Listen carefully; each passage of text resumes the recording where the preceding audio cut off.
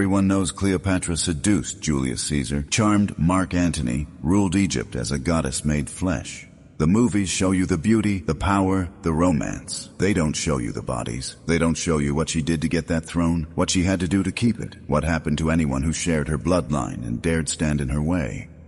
This isn't a story about seduction. This is a story about power and what someone is willing to erase to keep it.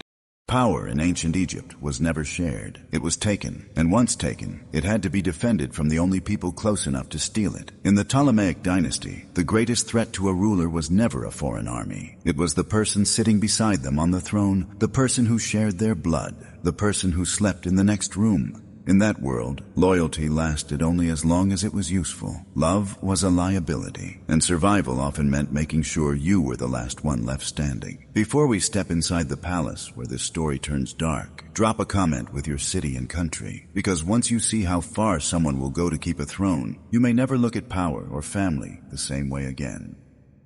Deep inside the Palace of Alexandria, in a room you've never seen in any film, a young woman watches a condemned prisoner die. She's taking notes because she's testing the poison on the dying man in front of her. The poison reaches his blood, and his body betrays him. A tremor, a gasp, foam at the mouth. His knees give out. Within minutes, he is still. Cleopatra doesn't look away. She watches the order of it. The timing, how fast the breath fades, whether it looks like suffering or sickness, whether anyone in the room would suspect poison at all. This is not curiosity. It is preparation. She's practicing because she has a specific target in mind. Someone she needs dead. Someone whose death has to look like natural causes. Her 15-year-old brother, who also happens to be her husband. Yes, you heard that right. Her brother and her husband, the same person, who also happens to be her co-ruler. The boy who sits beside her on Egypt's throne, who shares her power, who stands between her and absolute control.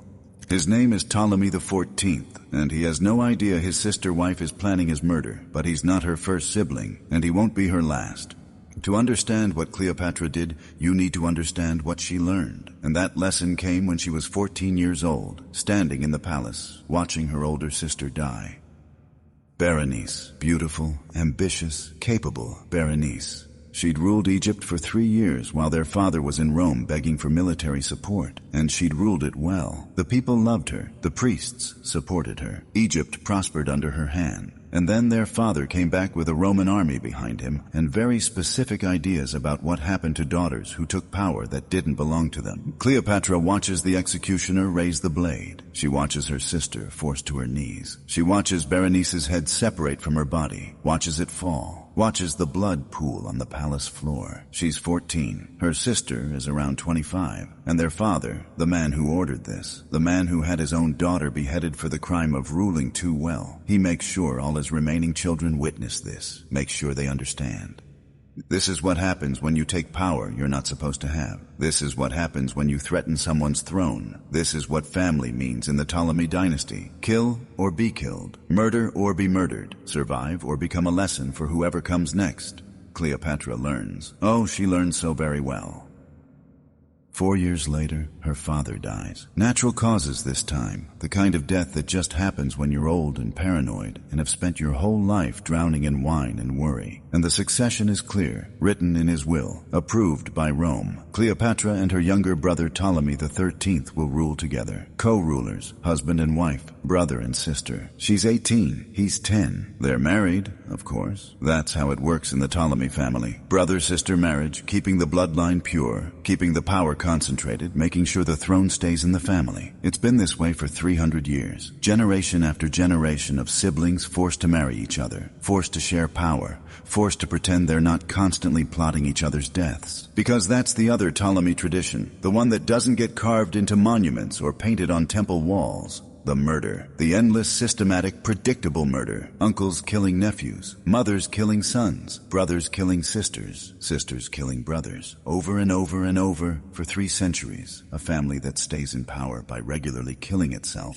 Cleopatra was raised in this. She breathed it. She watched her sister's execution at 14 and understood. This is normal. This is what royal families do. This is the price of the throne. So when her 10-year-old brother husband starts listening to his advisors, when those advisors start start suggesting that maybe Egypt doesn't need a queen. Maybe a king alone would be better. Maybe Cleopatra should step aside. She knows exactly what's coming. She's seen this play before. She knows how it ends. She leaves, flees to Syria, raises an army, comes back ready for war. And that's when Julius Caesar arrives, the most powerful man in Rome, chasing his enemy Pompey, who's just been murdered on Egypt's shore. Caesar expects to find a grateful client kingdom. Instead, he finds a civil war.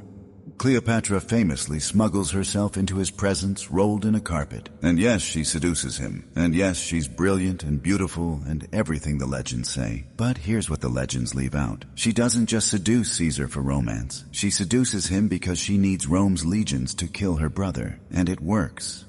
The Battle of the Nile. Ptolemy XIII's forces against Caesar's legions and Cleopatra's ambition. The official history says Ptolemy died fleeing the battle, drowned in the Nile River. Tragic accident. Young king lost in the chaos of war. His body was found days later, weighted down with his golden ceremonial armor, washed up on the shore. But here's the thing about golden armor. It's heavy, very heavy. Heavy enough to drag a grown man to the bottom of a river. Heavy enough to make sure a wounded, exhausted, terrified 13-year-old boy who's just watched his army destroyed would have no chance of swimming to safety.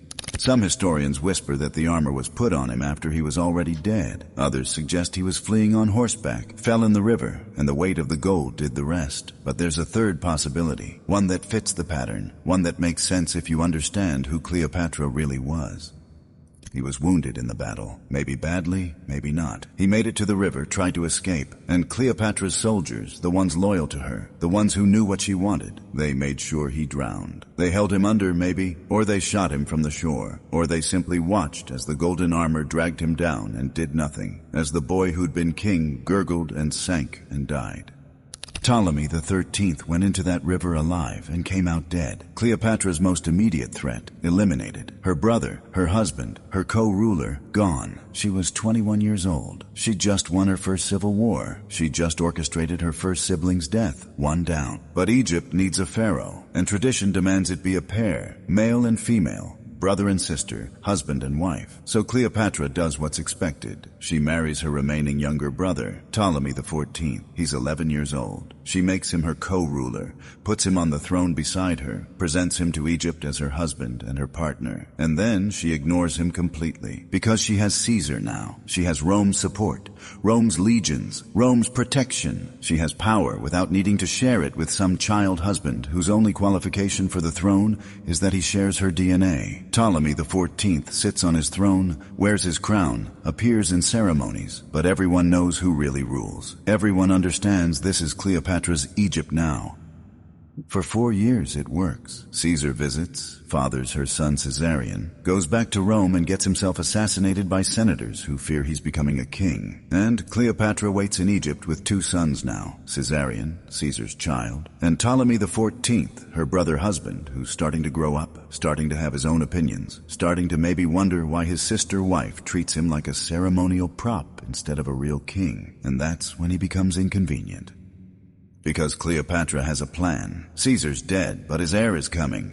Young Octavian, who'll eventually call himself Augustus and rule Rome for decades. And she needs Egypt secure, needs her power absolute, needs no complications, no rival claimants, no teenage brother-husband who might get ideas about actually ruling. She needs Ptolemy XIV gone. So she goes back to that room, the one where prisoners die. She goes back to her notes, her careful documentation of symptoms and timing and detection. She's had years to think about this, years to plan. She knows which poison she wants now, knows how to administer it, knows how to make it look like illness, natural causes, tragic but unavoidable.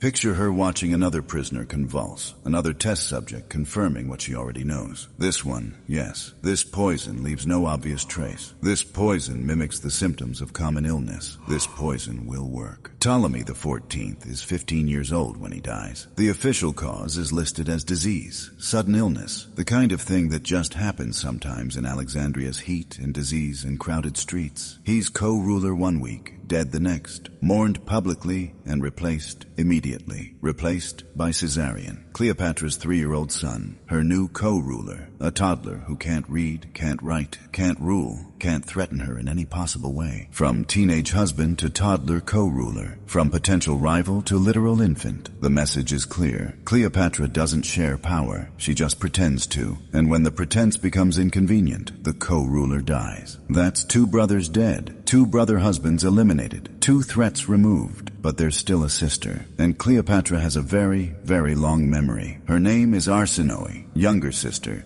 the one who sided with Ptolemy XIII during the Civil War, the one who declared herself queen while Cleopatra was seducing Caesar. She lost, Caesar won, Cleopatra won, and Arsinoe paid the price. She walked in Caesar's triumph. 17 years old, beautiful, terrified, dragged through Rome's streets in chains, while crowds screamed insults and threw things and described what they wanted to do to her. She heard the screams of other captured queens that day, the ones who weren't famous enough to protect, the ones who got exactly what Roman soldiers wanted after victory. If you want to understand what Roman victory really meant for defeated queens, we made a full video on it, and it is far worse than most people imagine. You can watch it from the card in the top right or the link in the description.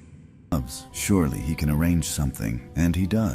The assassins come during a festival, during a ceremony, when the temple is full of worshippers and the rituals are at their most sacred. They don't care. They're not there for piety. They're there for Arsinoe. They find her at the altar, grab her, drag her down the temple steps while priests scream and worshippers scatter, and the sacred space is violated in the worst way possible, and they kill her there on those steps, in front of everyone. Not because Arsinoe had done anything, not because she'd plotted or schemed or threatened. She'd been living quietly for years, causing no trouble, forgotten by everyone except the one person who mattered.